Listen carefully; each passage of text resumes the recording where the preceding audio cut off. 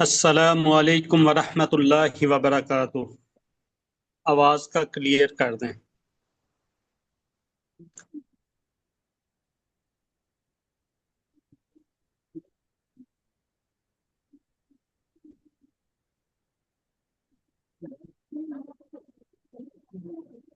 جی الحمدللہ الحمدللہ رب العالمین والصلاة والسلام علی اشرف الانبیاء والمرسلین، اما بعد، اعوذ باللہ من الشیطان الرجیم، بسم اللہ الرحمن الرحیم۔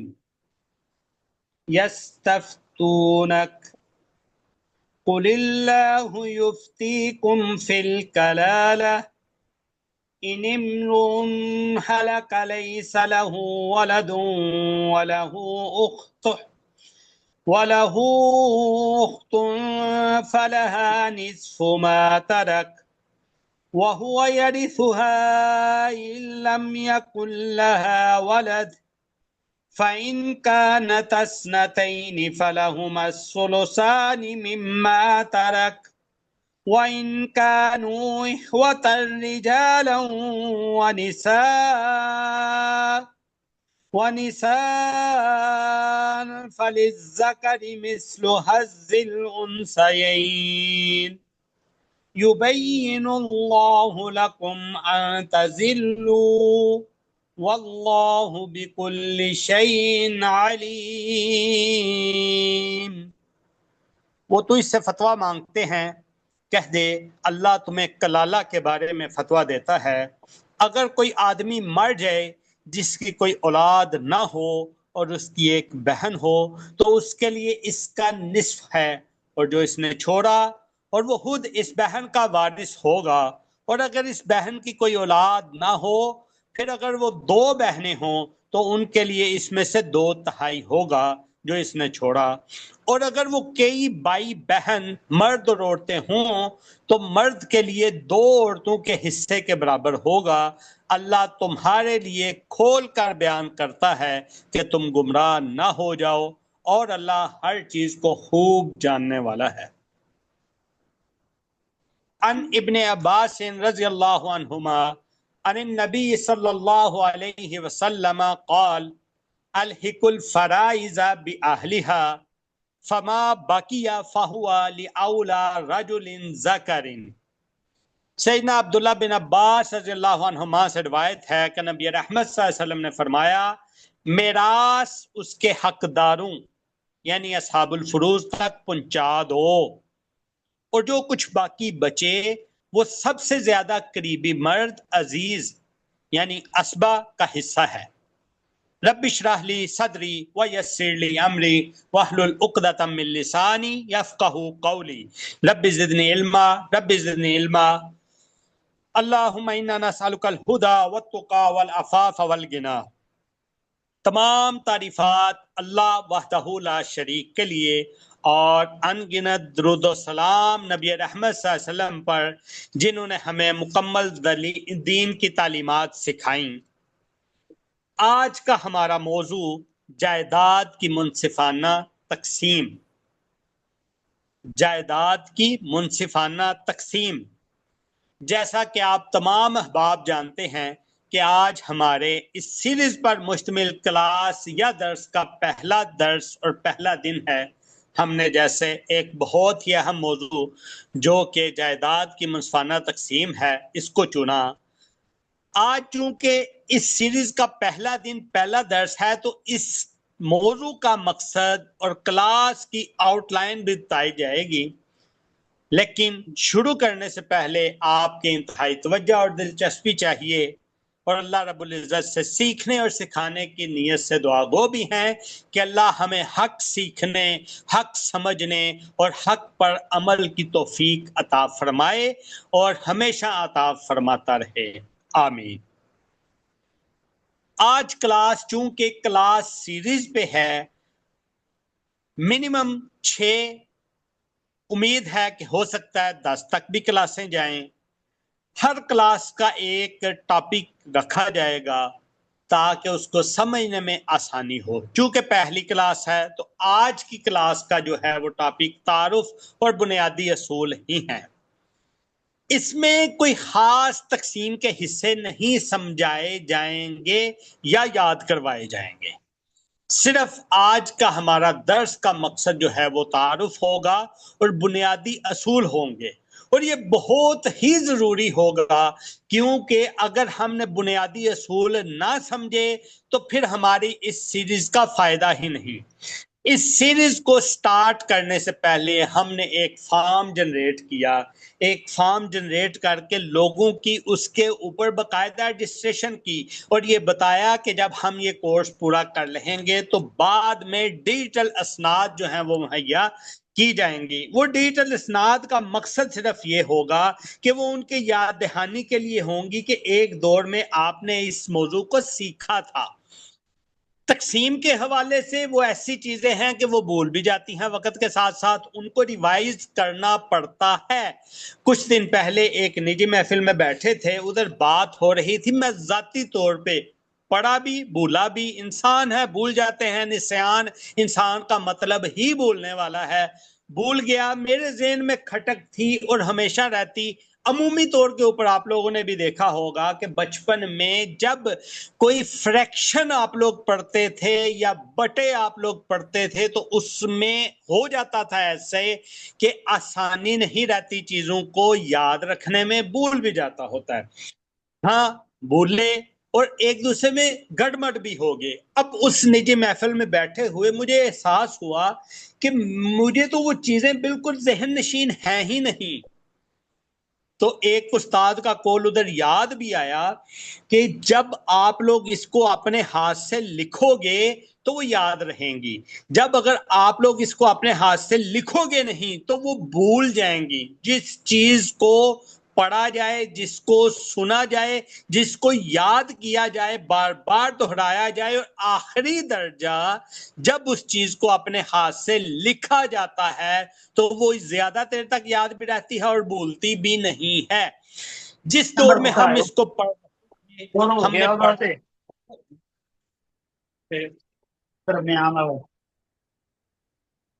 جس دور میں ہم نے اس کو پڑھا تو ہمارے اساتذہ جو ہیں وہ ہمیں کہا کرتے تھے جی لکھ لو، لیکن ہم بہت آسانی سے فوراً یہ کہہ دیتے جی لکھ لیں گے، بعد میں لکھ لیں گے، ہوتا ہوتا وہ نتیجہ یہ نکلتا ہے کہ بندہ بھول جاتا ہے اور جلدی بھول جاتا ہے۔ جی تو ہم شروع کرتے ہیں جی آج کی پہلی کلاس شروع کرنے سے پہلے صرف یہ آپ لوگوں کے لیے واضح کر دوں، کچھ سوالات آپ لوگوں کے ذہنوں میں آئیں گے، کچھ ٹرمیں سنتے ہوئے آپ لوگوں کے ذہن میں فوراً سوالات آئیں گے۔ کوشش کیجئے گا کہ ان سوالات کو روک لیں، اپنے ذہن میں رکھ لیں، اپنی کاپی پہ نوٹ کر لیں۔ ہو سکتا ہے وہ جو سوال آپ کو آئے اس سوال کو بہت تفصیل سے اگلی کلاس میں بیان کر دیا گیا ہو۔ ہاں پھر بھی نہیں ہوگا تو سوالوں کے سیشن کے لیے کلاسیں کی جائیں گی جن میں سوال ہوں گے اور ان سوالوں کا حل ہوگا، مقصد اس کا صرف کیس سٹڈیز کے طور کے اوپر بھی ہوگا۔ بہرحال جو بھی ہے وہ جو سوال آپ کے پاس آئے آپ اپنے پاس نوٹ کر لیں، نوٹ کر کے اگلی کلاس میں امید ہے کہ آپ کے سوال پوچھنے سے پہلے ہی وہ چیز آپ کو کلیئر ہو جائے، کیونکہ یہ ایک کلاس نہیں ہے، یہ کلاسوں کی سیریز ہے۔ اب جس ٹرم کی سمجھ نہ آئے اس ٹرم کو بھی اپنے پاس نوٹ کر لیں، ہو سکتا ہے کہ اگلے کچھ لمحوں میں یا اگلی کلاس میں اس ٹرم کو بھی آپ لوگوں کو سمجھ آ جائے، لیکن کوشش یہ کریں ہر کوئی لکھے، لکھ کے اپنے انداز میں لکھے، ضروری نہیں کوئی نوٹس کی شکل، اپنے انداز میں لکھے کہ جس سے اس کا فائدہ ہو۔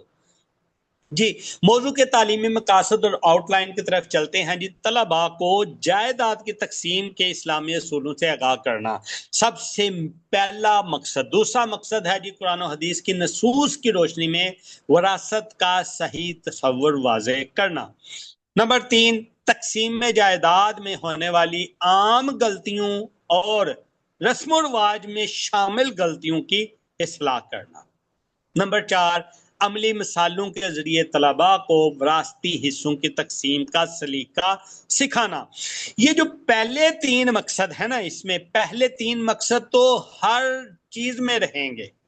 اب یہ جو چوتھا ہے نا کہ عملی مثالوں کے ساتھ طلباء کو وراثتی حصوں کی تقسیم کا سلیقہ بنانا، یہ کچھ کلاسیں ہوں گی، لیکن وہ جو چیزیں آپ نے سیکھی ہوں گی پھر ہی اس کی عملی مثالوں پہ عمل کر کے سمجھا جائے گا۔ اس کے لیے پھر وہی یاد دہانی کیس کو اپنے لکھت کا حصہ ضرور بنائیے گا۔ پھر موضوعات، چونکہ کلاسیں بیسیکلی ویسے ہی ڈیوائیڈ ہیں، پھر ہر کلاس کو بھی چھوٹے چھوٹے موضوعات میں ڈیوائیڈ کیا گیا، تقسیم کیا گیا، وہ صرف اس لیے تاکہ آسانی سے بات کی سمجھ آ جائے۔ نمبر 1 آج کی کلاس کا جو چھوٹا موضوع ہے، جائیداد اور وراثت کی شرعی اہمیت کیا ہے؟ اس کی اہمیت جاننا اس لیے ضروری ہے کہ یہ ایک انتہائی حساس موضوع ہے جو کہ انسان کی زندگی کے بعد اس کے مال اور جائیداد کے صحیح حقداروں تک پہنچنے کا تعلق رکھتا ہے۔ اگر ہم اس میں اللہ اور رسول صلی اللہ علیہ وسلم کی ہدایت پر عمل کریں تو عدل و انصاف قائم رہتا ہے، ورنہ خاندانوں میں فتنہ و فساد، رشتہ داریوں میں نفرت اور معاشرے میں بغار پیدا ہوتا ہے۔ وراثت ہے کیا؟ وراثت کی تعریف دیکھتے ہیں۔ لغوی تعریف کی اگر ہم بات کریں تو وراثت عربی مادہ وارثہ یارثو سے ماخوذ ہے، جس کے معنی ہیں کسی کے فوت ہونے کے بعد اس کے مال، جائیداد یا حقوق کا اس کے قائم مقام کو منتقل ہونا، یعنی ایک شخص کے مرنے کے بعد اس کا مال اس کے وارثوں کو منتقل ہو جانا۔ اصطلاح کے طور کے اوپر کیا تعریف ہے؟ وراثت اس شرعی حکم کو کہتے ہیں کہ میت کے انتقال کے بعد اس کے ترکے یعنی مال و جائیداد کو زندہ وارثوں میں اللہ تعالیٰ کے مقرر کردہ حصوں کے مطابق تقسیم کیا جائے۔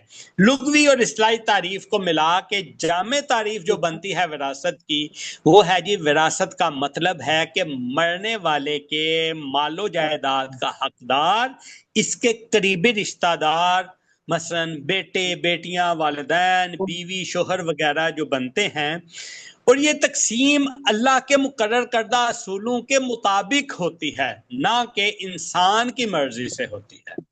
وراثت کی اہمیت قرآن کی روشنی میں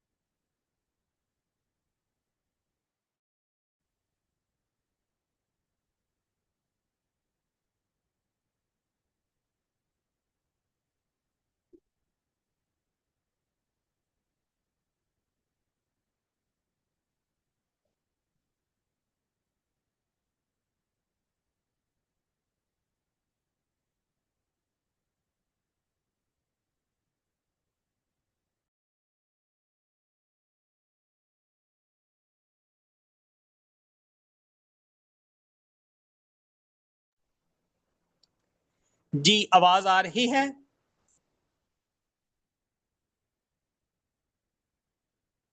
آواز آ رہی ہے؟ اب کب سے آواز نہیں آ رہی؟ کوئی تھوڑا سا بتا سکتے ہیں؟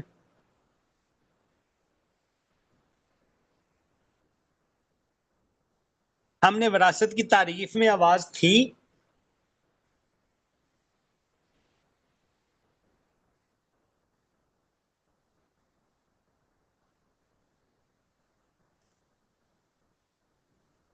وراثت کی تعریف میں آواز تھی؟ جی ٹھیک ہو گیا جی، جزاک اللہ۔ چلیں اب جو ہے وراثت کی اہمیت، وراثت کی تعریف کے بعد وراثت کی اہمیت، وراثت کی اہمیت کے لیے سورۃ النساء کی آیت نمبر 11، 12، 13، 14 ہم اس کا جو ہے وہ مطالعہ کریں گے۔ اور یہ جو آیات ہیں 11، 12، 13، 14 سورۃ النساء کی، یہ ہماری تمام کلاسوں کا محور رہیں گی اس موضوع کی۔ چونکہ آیات لمبی ہیں، وقت کے پیش نظر ہم ان آیات کے متن کو بھی نہیں دیکھتے، صرف ہم تھوڑا سا شروع کرتے ہیں اور باقی ترجمہ کی طرف جاتے ہیں۔ اس آیات کا آغاز ہو رہا ہے یوصیکم اللہ فی اولادکم۔ اگر آپ لوگ اپنے قرآن مجید سے اپنے نسخے سے دیکھیں گے تو یہ سورۃ النساء کا دوسرا جو ہے وہ رکوع سٹارٹ ہو رہا ہے۔ اللہ تعالیٰ ارشاد فرماتے ہیں یوصیکم اللہ فی اولادکم، اللہ تمہیں تمہاری اولاد کے بارے میں وصیت دیتا ہے۔ دو چیزیں ہوتی ہیں جی، ایک نصیحت اور ایک وصیت۔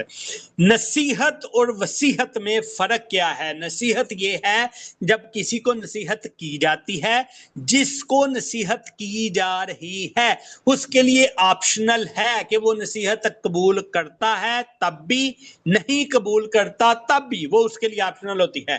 لیکن جو وصیت ہے، وصیت فرض ہوتی ہے قبول کرنے والے کے لیے بھی، کہ اس نے قبول کرنی ہی کرنی ہے، اس پہ عمل کرنا ہی کرنا ہے۔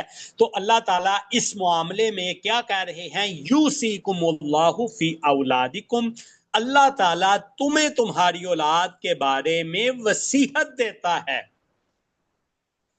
وصیت کیا چیز ہے اللہ تعالیٰ کی؟ وہ وصیت ہم دیکھتے ہیں، ترجمہ کی طرف چلتے ہیں ٹائم کے پیش نظر۔ مرد کے لیے 2 عورتوں کے حصے کے برابر حصہ ہے، پھر اگر وہ 2 سے زیادہ عورتیں ہی ہوں تو ان کے لیے اس کا 2/3 ہے جو اس نے چھوڑا، اور اگر ایک عورت ہو تو اس کے لیے نصف ہے، اور اس کے ماں باپ کے لیے ان میں سے ہر ایک کے لیے اس کا 6واں حصہ ہے جو اس نے چھوڑا۔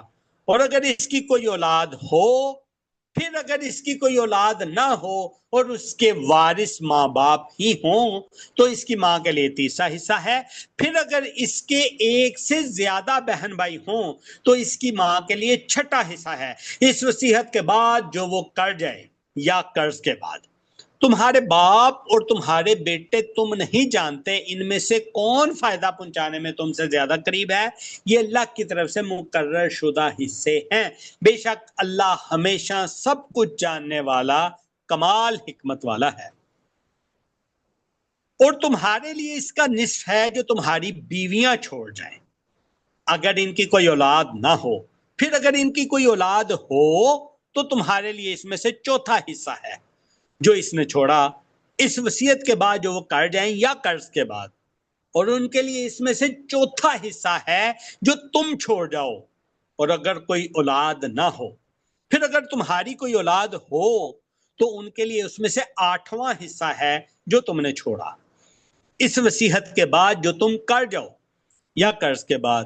اور اگر کوئی مرد جس کا ورثہ لیا جا رہا ہے ایسا ہے کہ جس کا نہ ماں باپ ہو نہ اولاد، یا ایسی عورت ہے جو اس کا ایک بھائی یا بہن ہو، تو ان میں سے ہر ایک کے لیے چھٹا حصہ ہے، پھر اگر وہ اس سے زیادہ ہوں تو سب ایک تہائی میں حصے دار ہیں، اس وصیت کے بعد جو کی جائے یا قرض کے بعد، اس طرح کہ کسی کا نقصان نہ کیا گیا ہو۔ اللہ کی طرف سے تاکیدی حکم یعنی وصیت ہے، اور اللہ سب کچھ جاننے والا نہایت بردبار ہے۔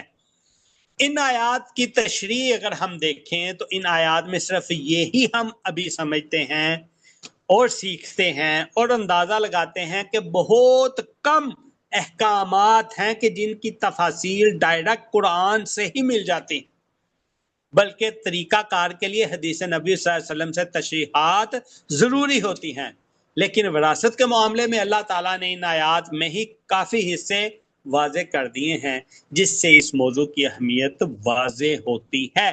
یہ آیتیں جو ہم نے تلاوت کی 11 نمبر آیت 12 نمبر آیت سورۃ نساء کی، ابھی اس میں ہمارا مقصد صرف ابھی یہ تھا کہ ہم نے اس میں سے حصے نہیں لینے تھے کہ کس کا کتنا کتنا حصہ ہے، اس کے لیے ہم اگلی آنے والی کلاسوں میں باقاعدہ تفصیل سے پڑھیں گے، یاد کریں گے، لکھیں گے، سیکھیں گے۔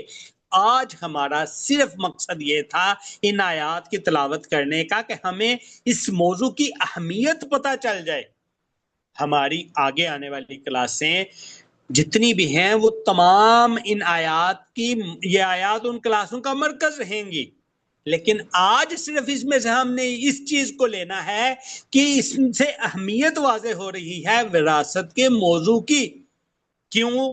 دیکھا آپ نے کس طرح سے تفصیل سے آیات میں حصے واضح کر دیے گئے، حالانکہ باقی اگر نماز پڑھنی ہے تو اس کے لیے کیسے پڑھنی ہے، جانا پڑے گا آپ کو حدیث شریف کی طرف، زکوٰۃ ادا کرنی ہے حدیث شریف کی طرف جانا پڑے گا، باقی احکامات جو ہیں وہ سیکھنے کے لیے جانا پڑتا ہے۔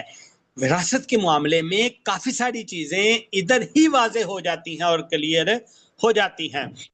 سورۃ النساء کی اسی طرح 13 اور 14 نمبر آیت بھی اسی اہمیت کو واضح کر رہی ہیں، اور اس اہمیت کو جو 11 12 نے واضح کیا اس کو اور زیادہ کھول کے واضح کر رہی ہیں۔ کیا اللہ تعالیٰ ارشاد فرماتے ہیں، 11 نمبر آیت سے شروع ہو رہا تھا، یوصیکم اللہ فی اولادکم، یعنی ادھر اللہ تعالیٰ نے واضح کیا تھا کہ یہ جو احکامات ہیں یہ نصیحت والے احکامات نہیں ہیں بلکہ وصیت والے احکامات ہیں، یعنی فرض ہیں، تاکیدی حکم ہے۔ 13 نمبر آیت کیسے شروع ہو رہی ہے، تلک حدود اللہ، یہ اللہ کی حدیں ہیں، یہ اللہ کی حدیں ہیں، اور جو اللہ اور اس کے رسول صلی اللہ علیہ وسلم کا حکم مانے وہ اسے جنتوں میں داخل کرے گا جس کے نیچے سے نہریں بہتی ہیں، ان میں ہمیشہ رہنے والے، اور یہی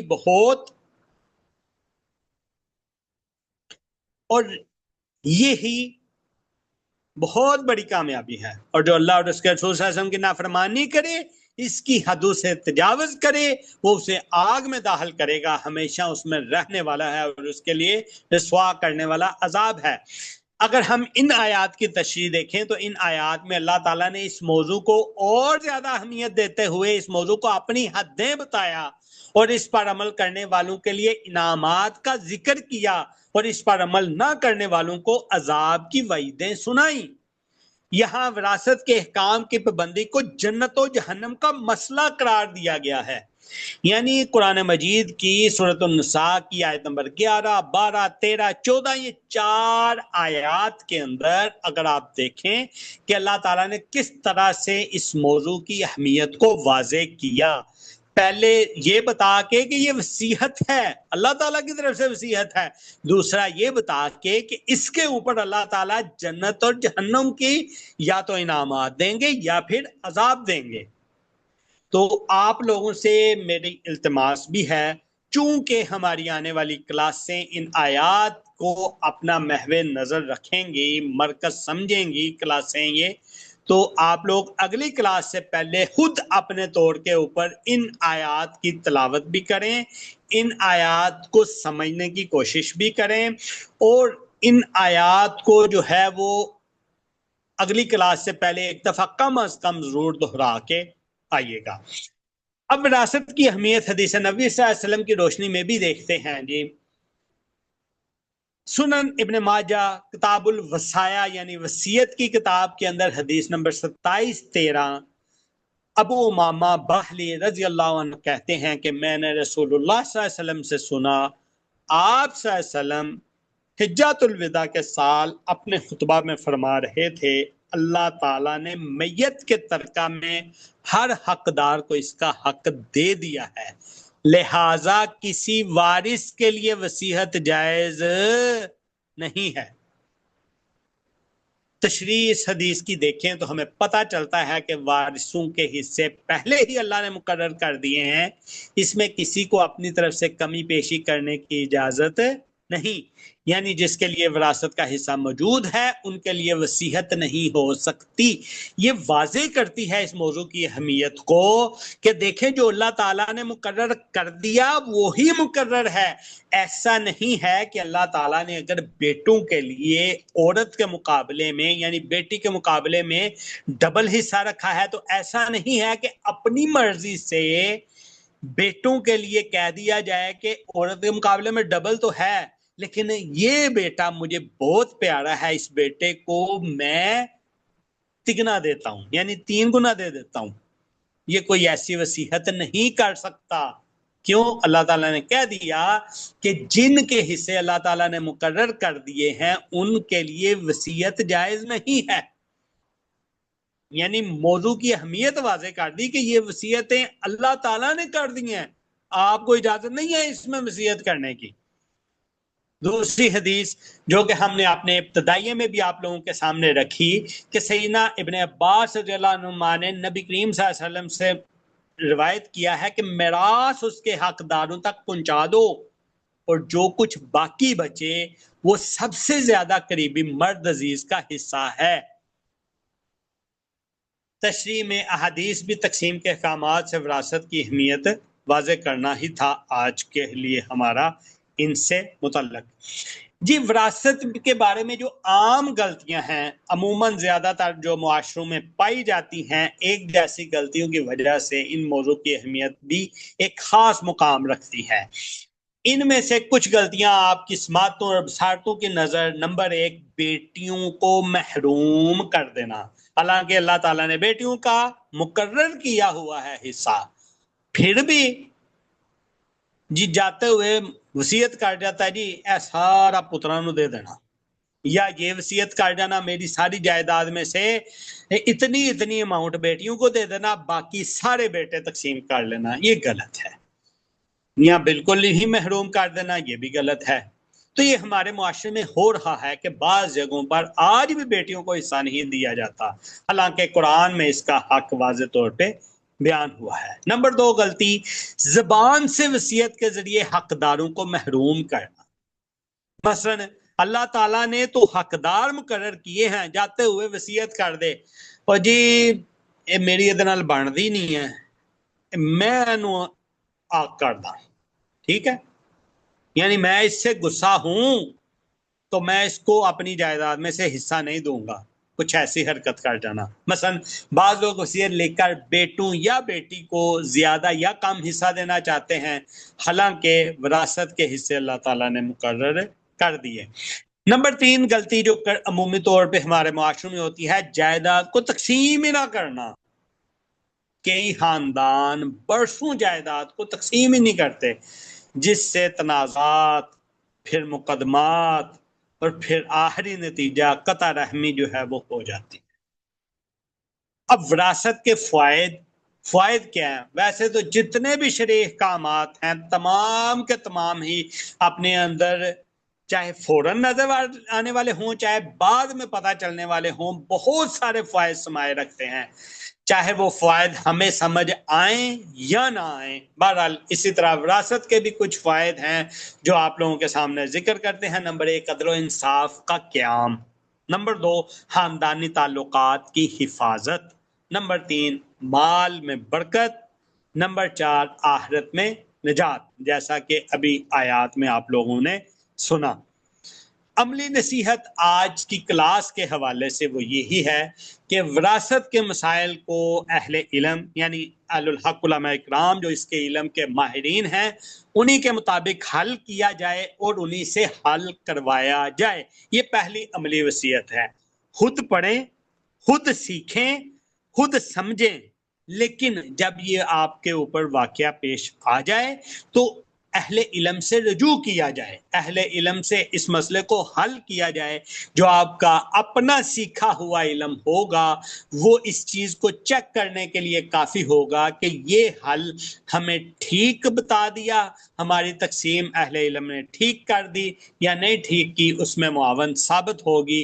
لیکن اگر خود اپنی طرف سے کوئی بھی تھوڑی سی اس میں اونچ نیچ ہو گئی تو پھر یوصیکم اللہ اولادکم یعنی اللہ تعالیٰ کی جو پھر وصیت ہے اس کے اوپر عمل نہیں ہو سکے گا۔ ایک نارمل حکم ہوتا ہے، ایک وصیت والا حکم ہوتا ہے، اور جو وصیت ہے وہ تاکیدی حکم ہوتا ہے، اور اللہ تعالیٰ نے چونکہ اس مسئلے میں وصیت والا حکم لگایا ہے تو اس لیے کوشش کیجئے کہ جب بھی کسی کو اس مسائل سے واسطہ پڑے، اس کی عملی صورت آئے تو فوراً اہل علم سے رجوع کیا جائے۔ بیٹیوں اور بہنوں کو لازمی حصہ دیں کیونکہ ان کا حق مارنے والا قیامت کے دن سخت جواب دہ ہوگا، جیسے کہ آپ لوگوں نے 4 نمبر آیت کے اندر سورۃ النساء کی 14 نمبر آیت کے اندر آپ لوگوں نے ابھی سماعت فرمایا۔ تیسری جو ہے وہ اپنی زندگی میں ہی وصیت لکھیں اور یاد رکھیں وصیت صرف ان کی ہے جو وارث نہیں ہے، یعنی جن کی وراثت کا حق اللہ تعالیٰ نے مقرر کر دیا ان کی وصیت آپ نہیں لکھ سکتے۔ جو غیر وارث ہیں ان کی وصیت لکھیں گے، اور لکھیں گے کتنی؟ صرف 1/3، تیسرا حصہ لکھنے کی آپ کو اجازت ہے، اس سے زیادہ نہیں۔ آج کے درس کا پھر نتیجہ اور خلاصہ کیا نکلا وہ یہی ہے کہ اللہ تعالیٰ نے وراثت کو اپنی مقرر کردہ حدیں قرار دیا ہے، حدوں میں شامل کیا ہے، تو اگر ہم ان پر عمل کریں گے تو خاندان میں پھر سکون بھی رہے گا، محبت بھی رہے گی، اور خاندان کیا معاشرے میں بھی انصاف رہے گا، ورنہ دنیا میں بھی فساد، خاندان میں بھی فساد، اور آخرت میں تو پھر آگے اللہ تعالیٰ نے سورۃ النساء کی آیت نمبر 14 کے اندر بتا دیا کہ نتیجہ جہنم ہے۔ دوسرا جو خلاصہ، اللہ ہمیں قرآن و سنت کے مطابق وراثت کی تقسیم پر عمل کرنے کی توفیق فرمائے، اسی لیے ہم سیکھ رہے ہیں۔ اللہم انا نسألک الہدی والتقی والعفاف والغنی۔ سبحانک اللہم وبحمدک، اشہد ان لا الہ الا انت، استغفرک واتوب الیک۔ السلام علیکم ورحمۃ اللہ وبرکاتہ۔